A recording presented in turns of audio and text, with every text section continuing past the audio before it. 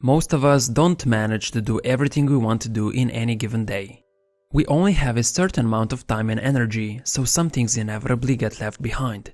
Can you manage practicing the piano, reading books, meditating, and exercising every single day while working a day job? I can, and you could as well. Today I would like to share a method I found to be extremely helpful for managing all these competing goals. It's called mini habits. A few years ago, I wanted to implement meditation in my daily life and make it a regular habit.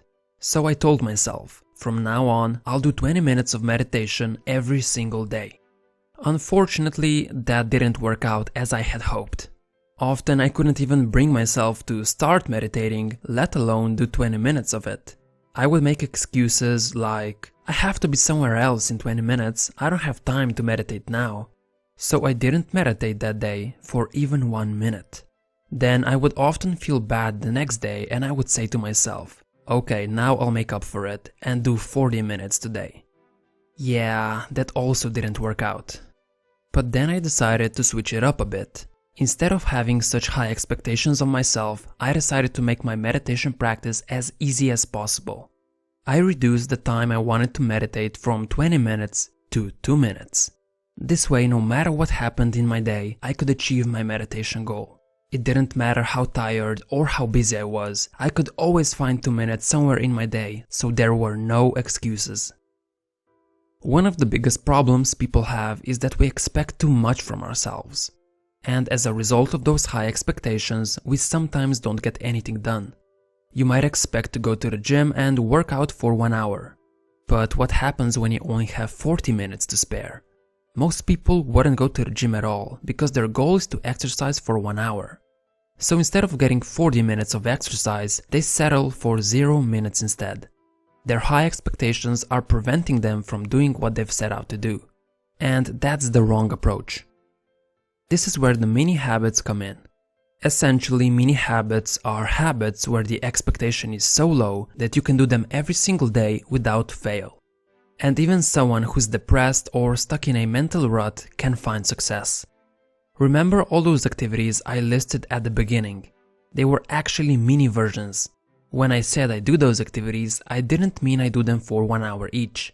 Instead, I practice the piano for just 3 minutes, read 1 page of a book, meditate for 2 minutes, and exercise by doing a few push-ups. Now you might think I'm actually unproductive. If you read just 1 page of a book per day, that won't get you anywhere, right? Well, that's not necessarily the case. The reason I have these small habits is because they allow me to get everything done over a longer period of time, and I create habits that actually stick. Years ago, when I was struggling with my meditation practice, turning it to a mini version made all the difference. Since the expectation was so low, I had no problem starting the habit. And what happened as a result is that when I did the habit for those 2 minutes, I would often do a little more afterwards.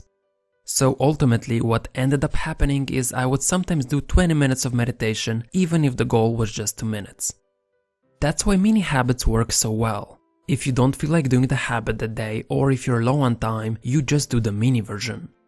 This way you still get something done and there's no guilt afterwards.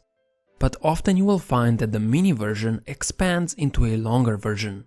On some days your motivation will be high and you'll keep on going for much longer. So no, if you have mini habits, it doesn't mean you're unproductive. While my expectation might be to read 1 page of a book, I often read for 30 minutes or more. Same with all my other habits. I'm sure you heard of Newton's first law before. Objects in motion tend to stay in motion. Objects at rest tend to stay at rest. This can be said about humans as well. If you're currently procrastinating, it's very difficult to make yourself go study for 1 hour. However, if you've been studying for 3 minutes already, it's so much easier to just continue studying. And this is what mini habits do. They help us get started because they don't require too much commitment from us. Starting something is often the biggest problem we have when it comes to productivity. But once we start and gain a bit of momentum, it's much easier to keep on going. If you have an expectation to clean your entire room, you might never get around to do it because the thought of doing all that work seems daunting. Instead, you want to commit to something super easy, like organizing your desk. When you do that, you'll find it much easier to continue since you have already started. You might then get some extra motivation and do some more cleaning. But even if you don't feel like doing anything else afterwards, you still did something, which is more than nothing. And this type of a minimalistic approach will get you more results in the long run than the typical approach.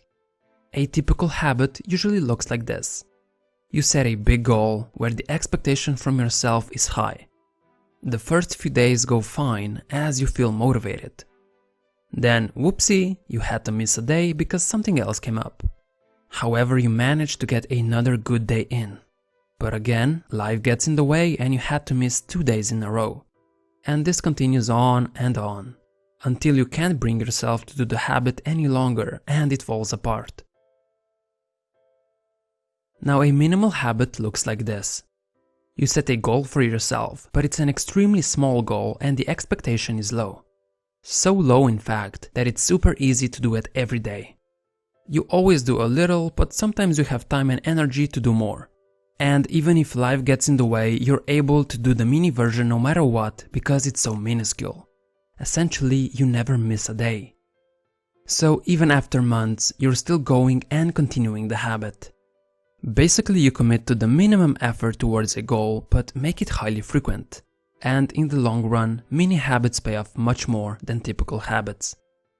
Now, I encourage you to find something that you're constantly procrastinating on and apply the mini habit concept there. Make the habit so small that you'll never have a problem starting it.